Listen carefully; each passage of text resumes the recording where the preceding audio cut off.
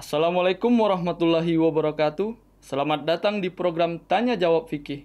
Tanya Jawab Fikih, menjawab persoalan fikih sehari-hari.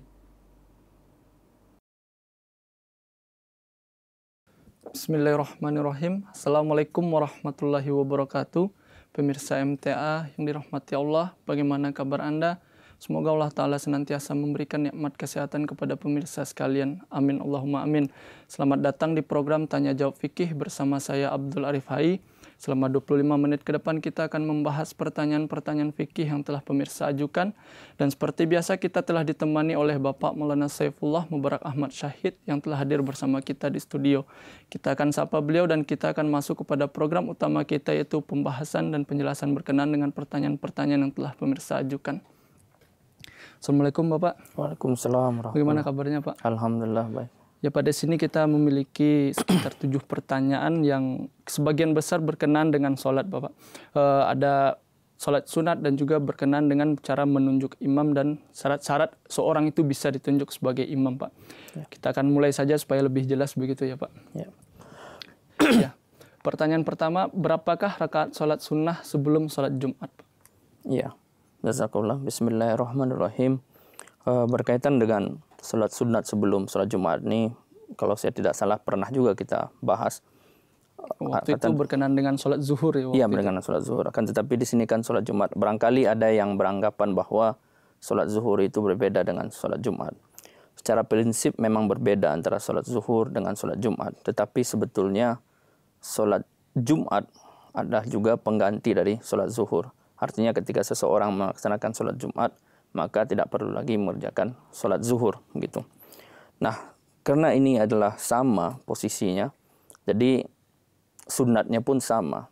Jadi kalau kita sholat zuhur, sunat sebelum sholat zuhurnya adalah 4 rakaat, maka sunat sebelum Jumat juga 4 rakaat, begitu.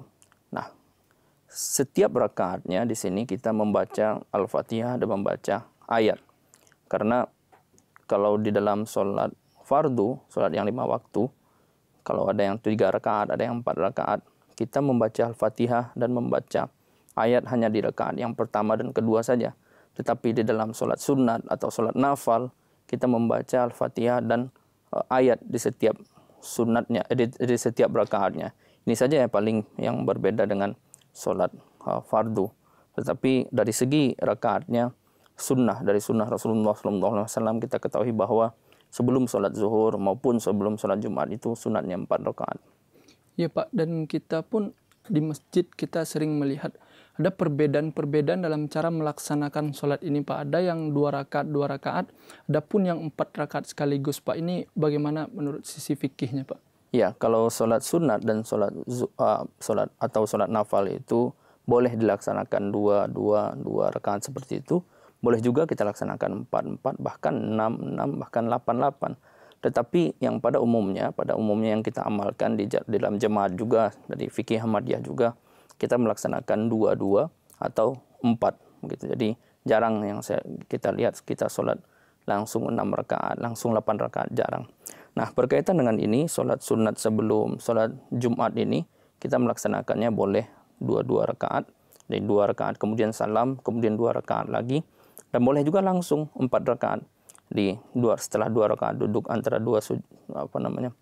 tahiyat yang pertama, kemudian berdiri lagi, melaksanakan 2 rakaat lagi. Ada sedikit perbedaan dengan sholat fardu yang kita laksanakan 4 rakaat saat kita mukim, bahwasanya kita di setiap sholat sunat yang kita laksanakan 4 rakaat sekaligus, artinya kita harus membaca ayat setelah Al-Fatihah di setiap rakaatnya ya Pak. Ya Pak, kita masuk ke pertanyaan kedua Pak. Jika kita datang untuk salat Jumat ketika azan kedua dikumandangkan, maka kapan salat sunnah dikerjakan Pak? Ya, ini juga berkali-kali saya lihat banyak di beberapa jemaat yang pernah saya kunjungi juga. Saya lihat bahwa ketika azan yang kedua, karena kalau salat Jumat kan ada 2 azan. Nah, azan yang kedua dikumandangkan, ada orang-orang yang datang ketika azan kedua, mereka belum sholat. Mereka berdiri, kemudian menunggu sholat azan sampai selesai. Karena kan kalau lagi azan kan nggak boleh sholat, harus mendengarkan azan dulu. Begitu, ada pandangan seperti itu. Nah, berkaitan dengan azan kedua sholat Jumat ini, Kalau misalnya kita datang kemudian azan sudah dikumandangkan, entah itu di bagian awal, tengah maupun akhir azan, jadi kita tidak harus menunggu azan itu selesai. Bahkan kita harus sholat ketika azan itu dikumandangkan. Karena khutbah Jumat itu sendiri lebih baik atau lebih utama dibandingkan azan itu sendiri. Jadi jangan sampai nanti kita sholatnya setelah khutbah Jumat mau dimulai. Nah, ini yang sebagian besar kita lihat di dalam, baik di anggota jemaat kita juga, menunggu azan, kemudian ketika khutbah sudah mau dimulai, mereka baru sholat. Nah, ini yang keliru menurut saya. Jadi jangan sampai kita mengorbankan khutbah Jumat demi tidak sholat di waktu azan. Jadi langsung ketika azan dikumandangkan, itu azan yang kedua ya, langsung sholat rakaat. Nah, tetapi jumlah rakaatnya yang harus kita perpendek. Kalau biasanya, kalau sebelum azan yang kedua itu 4 rakaat. Nah, kalau sudah dikumandangkan azan kedua baru kita datang, maka laksanakan cukup 2 rakaat saja. Begitu pula kalau misalnya kita datang khutbah sudah dimulai, maka cukup laksanakan 2 rakaat saja, tidak perlu 4 rakaat. Ya, kadang kita lihat juga orang-orang yang kadang menunggu azan mereka berdiri begitu Pak. Berdiri dan tidak mau duduk. Arti apakah ada sunnahnya begitu Pak? Saya belum pernah dengar seperti harus berdiri seperti itu ya. Karena menunggu azan begitu ya. Artinya kita memang tidak harus menunggu azan dan sebaik mungkin sholat pas muazin sedang mengumandangkan azan begitu. Karena nanti kalau pas khutbah itu sebaik mungkin kita harus mendengarkan dan fokus kepada khutbah, karena memang kita tahu khutbah itu bagian daripada sholat ya Pak. Ya, begini juga kadang-kadang karena pemahaman ini bahwa ketika azan dikumandangkan dengan sholat, ini yang perlu saya sampaikan juga bahwa di Indonesia ini, atau di jemaat yang besar lah, kan kita mayoritas muslim. Jadi azan itu dari mana-mana, dari masjid sana, masjid sini, masjid situ ada azan. Jadi azan yang mana yang harus kita tunggu ini, kemudian baru kita sholat sunat. Gitu. Jadi kalau misalnya sholat sunat itu kan kita bisa laksanakan, bisa di rumah sebelum datang ke masjid, bisa juga di masjid. Di huzur biasanya kalau misalnya sholat Jumat itu kita lihat, huzur begitu datang langsung khutbah kan. Jadi tidak ada itu beliau sholat sunatnya di masjid. Jadi beliau sholat sunatnya di rumah. Nah ini kalau misalnya orang azan begitu, kita melaksanakan sholat sunatnya di rumah, maka begitu azan dikumandangkan, begitu masuk sholat waktu sholat ya kita sholat sunat saja. Begitu kalau di rumah. Tetapi kalau misalnya kita di masjid di mana azan itu dikumandangkan, maka kita mendengarkan azan terlebih dahulu baru sholat sunat. Tetapi kalau di rumah tidak perlu pula menunggu azan sampai selesai. Menunggu azan sampai selesai baru kita sholat sunat dulu. Nanti kita malah ketinggalan sholat fardu berjamaahnya. Gitu. Jadi fleksibel lah. Kalau kita di rumah ya tetap sholat sunat saja. Walaupun azan dikumandangkan. Karena kita mau, seperti yang saya sampaikan tadi, mau nunggu azan yang mana yang mau selesai ya kan. Karena dari mana-mana itu azan. Gitu. Nah ini juga di Masjid Mubarak Kadian biasanya tidak ada azan. Yang azan itu di Masjid Aqsa. Di Kadian tuh, walaupun satu komplek di dalam Darul Masih itu paling berjarak 50 meter aja masjidnya, tapi di kedua-dua masjidnya ada imam. Di Masjid Aqsa ada imam, di Masjid Mubaraknya ada imam untuk sholat fardu, untuk sholat 5 waktu. Kalau sholat Jumat kan imamnya di Masjid Aqsa semua. Nah jadi di sana itu seperti nggak ada itu di Masjid Mubarak yang azan, walaupun bergantikan juga, kadang ada juga, kadang enggak, kadang ada, kadang enggak. Tapi ketika tidak ada sholat azan di Masjid Mubarak dan azannya hanya dari Masjid Aqsa, ketika azan dikumandangkan di Masjid Aqsa itu kita udah sholat sunat, mulai sholat sunat di Masjid Mubaraknya. Jadi tidak perlu menunggu itu, gitu. Jadi kembali lagi kepada pertanyaan awal, bahwasanya jika kita datang di saat azan kedua dikumandangkan maka langsung saja sholat sunat. Tapi diperpendek begitu ya Pak, 2 rakaat supaya saja. kita tidak ketinggalan untuk mendengarkan khutbah secara khusyuk begitu. Ya Pak, kita langsung kepada pertanyaan selanjutnya Pak. Apa saja syarat-syarat untuk menunjuk imam sholat? Ini agak ada sedikit penjelasan bahwasanya syarat-syarat untuk seseorang itu bisa ditunjuk menjadi imam sholat. Karena kita tahu di masjid kita ataupun di masjid-masjid di saudara-saudara kita Gair Ahmadi, bahwasanya setiap masjid atau musola itu biasanya ditunjuk seorang imam begitu, yang tetap begitu Pak. Apa syarat-syarat orang itu ditunjuk sebagai imam? Ya, dari sunnah dan dari hadis kita mengetahui bahwa dan Hazrat Masih Maud SAW juga menyampaikan berkenaan dengan kriteria seseorang itu layak menjadi imam atau seseorang itu ditunjuk sebagai imam adalah beliau menyampaikan di sini, pertama bagi kita Ahmadi tentunya adalah seorang muslim yang telah baiat dan dia seorang muttaqi dan soleh dan seorang hamba Tuhan yang tulus dalam bekerja untuk Tuhan. Nah, kemuttaqian seseorang ini, kesolehan seseorang ini tentu sebagai manusia kita tidak tahu secara mendalam apakah itu orang betul-betul muttaqi, apakah itu orangnya betul-betul soleh dan sebagainya. Tapi kita bisa, kadang-kadang bisa menilai kalau orang yang di dalam pandangan orang banyak terlihat sebagai dari segi amalnya, tentu kita bisa menilai orang soleh tidak soleh tentu dari amalnya. Masalah dia beramal untuk dirinya, untuk Allah Subhanahu wa taala atau untuk dilihat orang lain, itu kita nggak tahu isi hati orang. Nah, tetapi kita menilai dari sisi lahirnya saja, sisi zahirnya saja ketika kita melihat, dan biasanya orang banyak juga akan melihat, oh orang ini pantas ini menjadi pedoman, menjadi imam dan sebagainya. Nah, orang seperti itu bisa kita tunjuk sebagai imam. Dan orang yang tulus bekerja untuk Allah Subhanahu wa taala. Nah, kemudian dilanjutkan di dalam fikih Ahmadiyah juga dalam Masih Masalam yang dikutip sabda beliau, di dalam dirinya tidak ada pikiran menjadikan imam sholat sebagai sumber pencarian. Nah, ini yang perlu juga digaris bawahi. Jangan sampai seorang imam itu kemudian menjadikan pekerjaan, menjadikan menjadi imam sholat di sebuah masjid itu sebagai mata pencarian.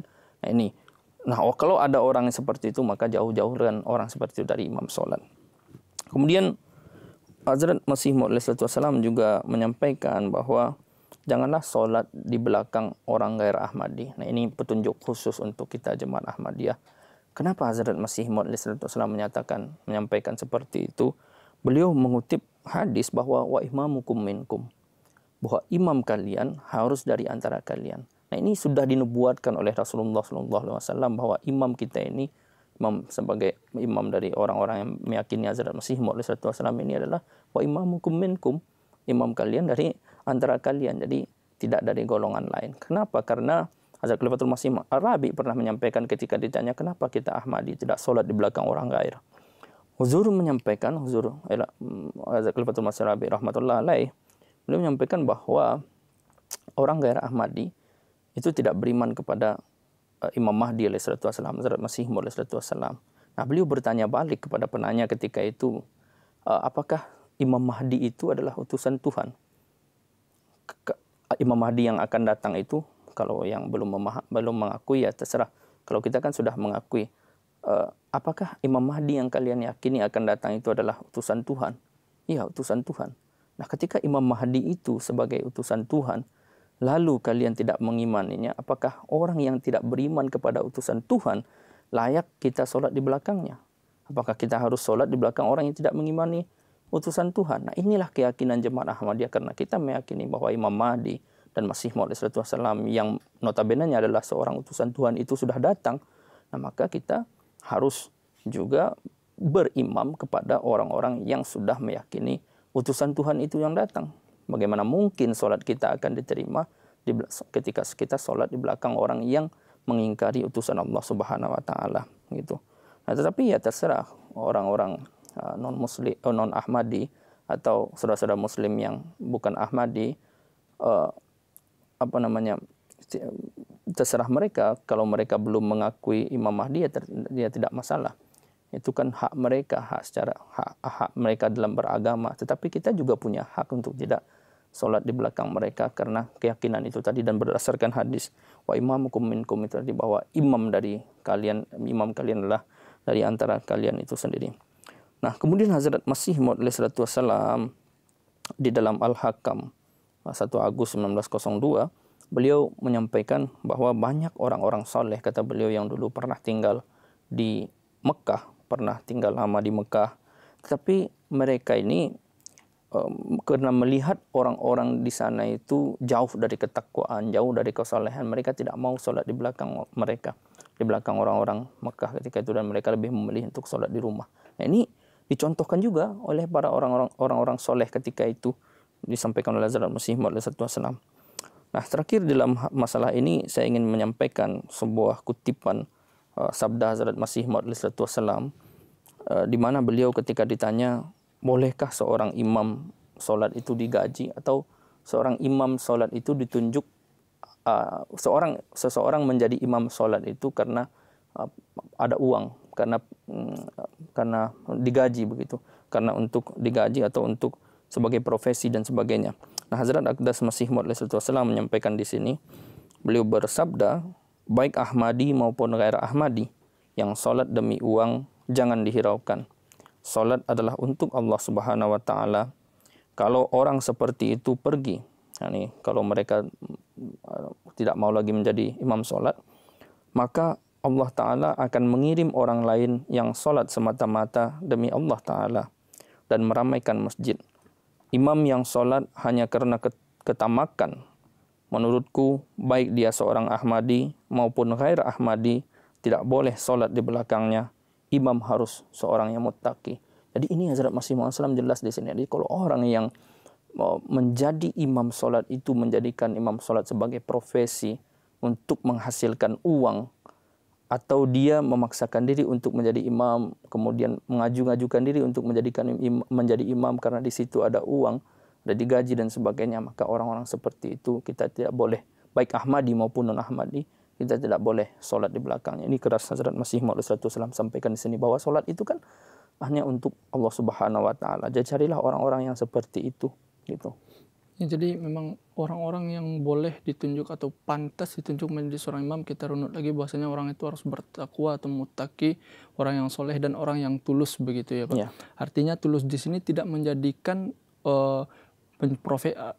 mereka menjadi imam itu menjadikan sebuah profesi untuk mencapai sarana-sarana duniawi begitu. Ya. Dan juga catatan penting di sini bahwasanya jangan Ahmadi itu sholat di belakang orang gair karena mereka belum mengimani Masih Maud Wasallam sebagai Imam Mahdi begitu ya Pak. Ya. Jelas sekali. Kita lanjutkan pada pertanyaan berikutnya Pak.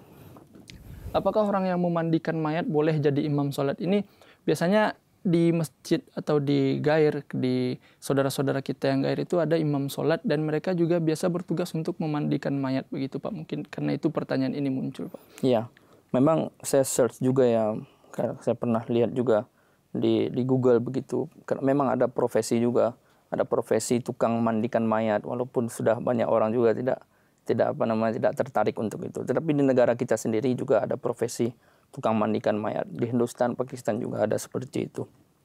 Nah, berkaitan dengan ini, ada di dalam fikih Ahmadiyah itu dikutipkan sebuah riwayat bahwa seseorang bertanya kepada Hazrat Masih Maud Wasallam, Hazrat Aqdas Wasallam, apakah tukang mandikan mayat yang sebagai profesi itu boleh ditetapkan sebagai imam atau boleh ditunjuk sebagai imam?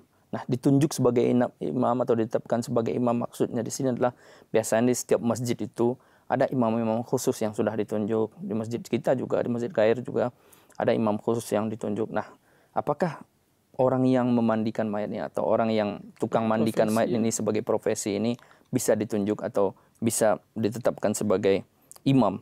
Nah, Hazrat Aqdas Masih Maud Wasallam di sini dalam menjawab pertanyaan orang ini, orang yang bertanya kepada beliau ini, beliau bersabda, ini pertanyaan yang tak ada artinya, kata beliau. Menjadi tukang mandikan jenazah bukanlah perbuatan dosa. Orang yang layak menjadi imam adalah yang muttaqi, alim ba'amal. Ini orang yang alim, orang yang memiliki ilmu dan juga mengamalkannya, alim ba'amal. Jika muttaqi dan alim ba'amal, maka menjadi tukang mandikan jenazah bukanlah aib yang menghambat untuk jadi imam. Jadi menjadi tukang mandikan jenazah itu bukan aib, itu menjadi enggak menghalangi seseorang untuk bisa menjadi imam. Yang jelas imam itu syaratnya adalah tadi, syarat yang pertama adalah seorang yang muttaqi dan alim ba'amal, karena orang muttaqi dan orang yang alim yang berilmu itu bisa kita lihat dari amal perbuatannya, dari akhlaknya begitu.